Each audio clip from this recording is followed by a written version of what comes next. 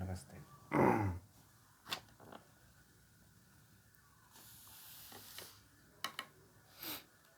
आज हम लोग कबीरदास जी के 25वें शब्द का स्वाध्याय करेंगे। अवधू वो तत्तु रावल राता।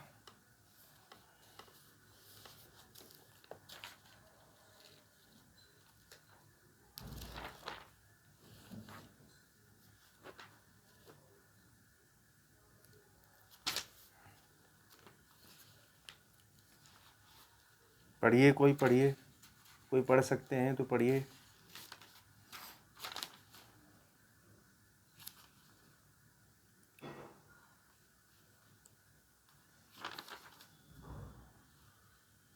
इसको तो पढ़ लेंगे ना सब लोग।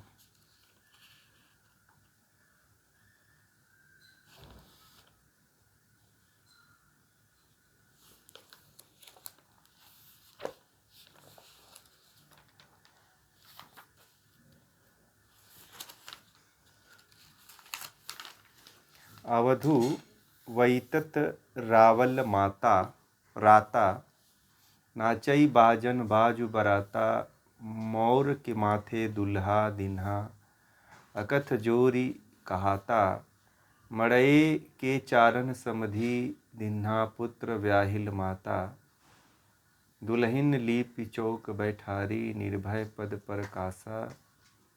ये हो चुका है क्या? ये हाँ, ये मैं पढ़ाई तो ही मुझे पता चला, ये तो हो चुका है। अच्छा अच्छा। भाई रे बेहाल बहुत क्या कहिए, हैं? मैं वही समझ रहा था, ये तो मैंने पढ़ा चुका हूँ।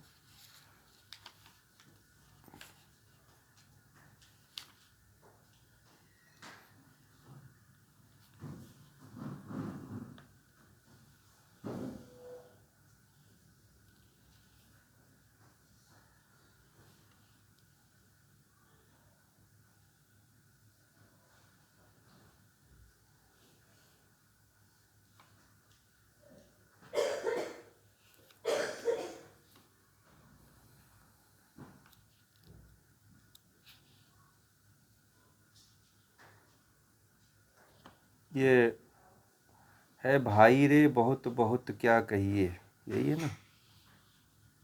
आप लोगों की पुस्तक में मिल रहा होगा तो देखिए।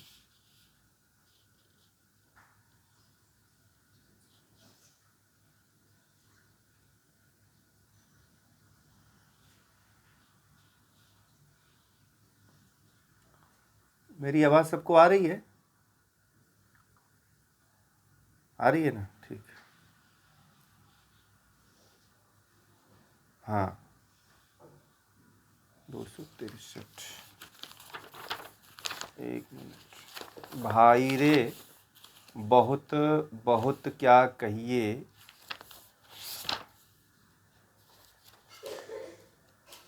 एक मिनट थोड़ा।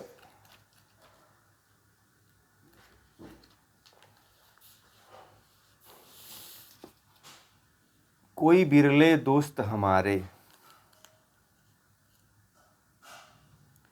गढ़न भजन सा संवारन आपै, ज्यों राम रखे त्यों रखिए, आसन पवन योग श्रुति सुमृति, ज्योतिष पढ़ी बैलाना, छौ दर्शन पाखंड 96, ये कल काहू न जाना, आलम दुनिया सकल फिरी आए, ये कल ऊहें न आना, तज करी गह अंगत्र उचाहे, मनमो मन न समाना, कहीं कबीर योगी औ जंगम, फीकी उनकी आशा, राम ही राम रटै ज्यों चातक, निश्चय भाति निवासा। बड़ा अद्भुत बात कही है इसमें कबीरदास जी ने।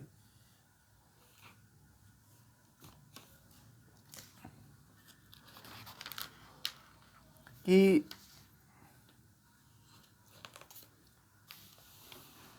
कबीरदास जी कहते हैं कि मेरी बात समझकर उसका समर्थन करने वाले मेरे भाई बहुत बहुत क्या कहें। कहते हैं हे भाई, बहुत ज़्यादा क्या कहूँ, मेरे विचार को समझने वाला मित्र कोई विरला है। जैसे मैं कहता हूँ कि मैं क्या कहूँ, मेरी बातों को तो बहुत कम लोग समझते हैं, वैसे कबीर की बातों को भी शायद उस ज़माने में बहुत कम लोग समझते थे। तो कबीरदास जी कभी कभी ये कह देते कि अरे भाई मैं क्या कहूँ, मेरे विचारों को समझने वाला मित्र कोई विरला है। मेरी बात समझकर उसका समर्थन करने वाले बहुत कम लोग हैं। मैंने जिस सत्य का अनुभव किया है उसे बार बार किससे कहूँ। कबीरदास जी कहते हैं कि अकेला ईश्वर ही उत्पत्ति, रक्षा और विनाश में समर्थ है।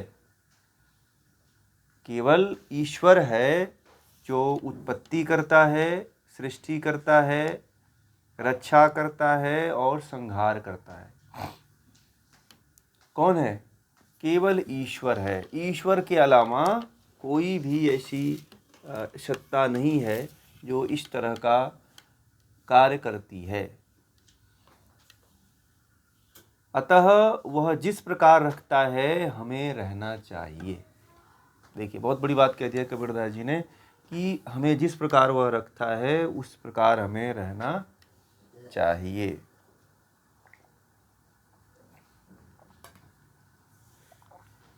मैंने संसार के सभी मतावलंबियों में अच्छी तरह खोज लिया और इस निष्कर्ष पर पहुंचा हूं कि तत्व एक है, ईश्वर। क्या है? ईश्वर। उसकी भक्ति के बिना सब कुछ अज्ञान है। उसकी भक्ति के बिना सब कुछ अज्ञान है।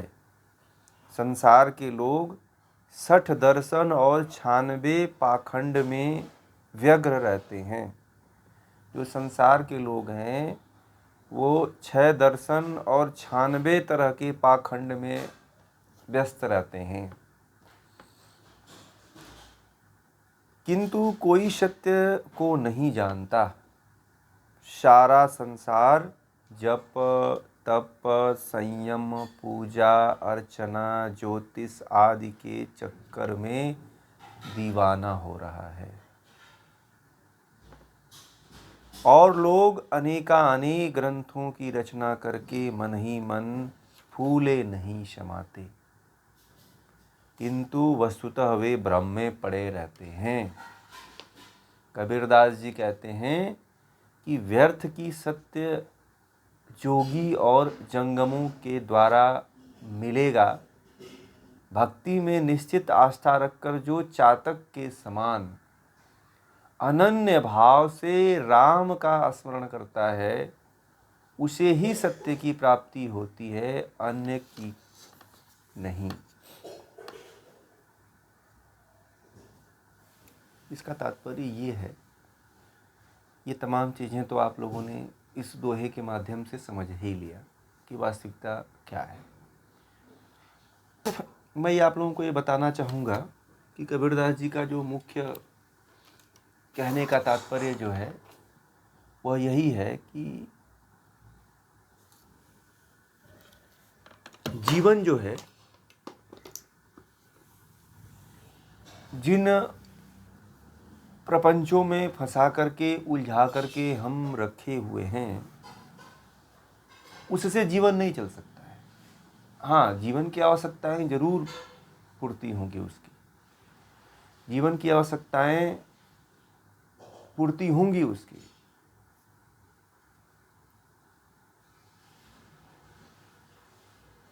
परंतु जो परमार्थ का कार्य है, जो कल्याण का कार्य है, वह नहीं हो पाएगा।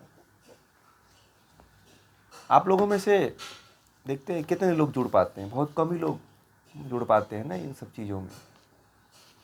और इसमें भी कितने लोग परमात्मा की तरफ जाएंगे, ये भी बड़ा एक चैलेंज का विषय है, चुनौती का विषय है कि नहीं है? इस राह पे चलना ही एक बहुत बड़ी चुनौती है। और ऐसा नहीं कि हट के मार्ग है, या किसी से हट जाने का मार्ग है, या किसी से अलग होने का मार्ग है, या कुछ खोने का मार्ग है या कुछ छोड़ने का मार्ग है, ऐसा भी नहीं है। ये ऐसा मार्ग है जिस पे केवल ईश्वर रहता है, ईश्वर के अलावा और कुछ नहीं रहता है।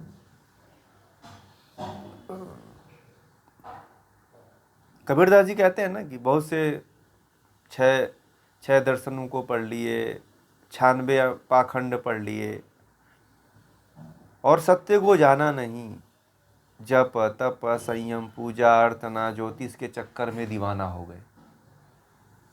कबीरदास जी कह रहे हैं इसी के चक्कर में लोग दीवाना हो जाते हैं कि नहीं हो जाते हैं। वास्तव में हमारा मैंने कहा था आप लोगों को कि कोई भी शास्त्र पढ़ो आप, तो अपने केंद्र में ईश्वर को रखना कि आप ईश्वर तक पहुंच जाओ किसी भी ग्रंथ को पढ़ते हुए। ऐसा ना हो कि ग्रंथ ही पढ़ते रह जाओ और ईश्वर मिले ही ना। मैं आप लोगों को ऐसा कह रहा हूं, तो ऐसा नहीं होना चाहिए, ईश्वर मिलना चाहिए। आपके केंद्र में ईश्वर होना चाहिए कि ईश्वर आपको मिल जाए। ठीक है, ईश्वर नहीं मिलेगा तो बड़ी समस्याएं आएंगी।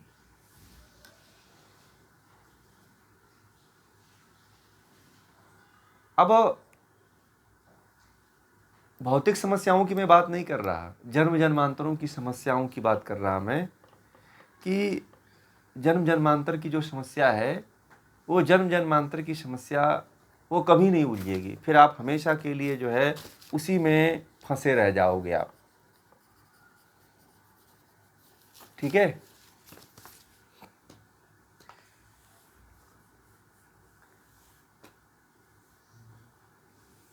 तो इसीलिए जो है, हाँ इसीलिए जो है इस बात को आप लोग समझ लें कि ईश्वर को हमें प्राप्त करना है, ईश्वर को केंद्र में रखना। ये सब कार्य करते हुए भी, पढ़ाई लिखाई जो भी आप कर रहे हो, जो भी आप ये सब करने जा रहे हैं या अपना घर गृहस्थी चला रहे हैं, चलाइए। बच्चे को पालिए, परिवार को देखिए, समाज को देखिए, सब कुछ देखिए। मैं नहीं कह रहा हूँ कि आप उस चीज़ को मत देखिए, उसको देखते हुए आपको केंद्र में ईश्वर को रखना पड़ेगा।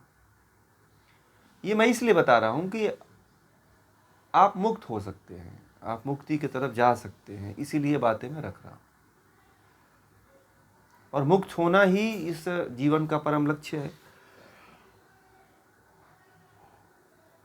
है कि नहीं है? बताइए, मुक्त होना ही परम लक्ष्य है ना। तो जब मुक्त होना ही जब जीवन का परम लक्ष्य है, तो हम कोई कार्य ऐसा करें कि कार्य भी करते रहें और मुक्ति भी हो जाए। पता चले कि कार्य बस हो और मुक्ति का कोई यत्न भी ना हो। जीवन बर्बाद हो जाता है ना। जैसे कि मान लीजिए कि आप बस परिवार समाज को देखते रह जाते हैं और आपका मुख्य जो काम है वो नहीं हो पाता है, तो फिर पछताते हैं कि अरे मेरा जीवन बर्बाद हो गया, समय बर्बाद हो गया, मैंने अपना और कुछ नहीं कर पाया। तो फिर ये समस्या न रहे, इसके लिए कबीरदास जी की जो बातें हैं, कि कबीरदास जी के समय में भी ये घटनाएं घटित होती थी कि बड़े बड़े विद्वान लोग भी उस तत्व ज्ञान को नहीं समझ पाते थे, उस ईश्वर के मर्म को नहीं समझ पाते थे। इसीलिए कबीरदास जी कहते हैं कि आप लोग तो कम से कम इस बात को समझ ही लीजिए, इस बात को और इस मर्म को जान ही लीजिए कि ये जो संसार है, संसारिकता है, ये जो हम जिन चीज़ों के पीछे लगे हुए हैं। एक व्यक्ति हैं, उनके पास एमए की 5 डिग्रियां हैं और 2 पीएचडी है। एमए 5 विषयों से एमए किए हुए हैं और 2 विषयों से पीएचडी किए हुए हैं और तीसरे विषय से पीएचडी करने की अभी तैयारी कर रहे हैं और 6वें विषय में एमए कर रहे हैं। वो हमारे संपर्क में है। तो मैंने उनसे कहा कि आप चलो बहुत अच्छा काम कर रहे हो ये तो, परंतु क्या ये आपका यही ध्येय है? तो बोले कि मेरा बस यही ध्येय है, ये डिग्री प्राप्त करना मेरा ध्येय है। मैंने कहा कि और इससे कुछ नहीं प्राप्त करना चाहते हो? बोले नहीं, मुझे और कुछ नहीं प्राप्त करना है। मैंने कहा कि लोग तो विद्या इसलिए ग्रहण करते हैं कि ईश्वर को प्राप्त करें, मुक्ति की तरफ जाएं। बोले कि मुझे मुक्ति उक्ति नहीं लेनी है, मुझे तो बस नाम लेना है, मुझे क्रेज लेना है। मैं क्रेज के लिए करता हूँ, नाम के लिए करता हूँ कि मेरे पास इतनी डिग्री है, मेरे पास वो है। तो ऐसे भी लोग होते हैं जो केवल डिग्रियां लेते चले जाते हैं, पीएचडी पे पीएचडी, पीएचडी पे पीएचडी, फिर भी उनकी संतुष्टि नहीं हो रही है। केंद्र में ब्रह्म नहीं, ये सब बेकार है, क्या मतलब है? क्या करोगे लेकर के? कागज का टुकड़ा रह जाएगा, आप मर जाओगे, बच्चे उसको बेच लेंगे या फेंक देंगे या सजा के रखेंगे। कितना कोई संभाल पाता है? आजकल तो अपने अपने यही सर्टिफिकेटों को बच्चे नहीं संभाल पाते हैं, लोग नहीं संभाल पाते।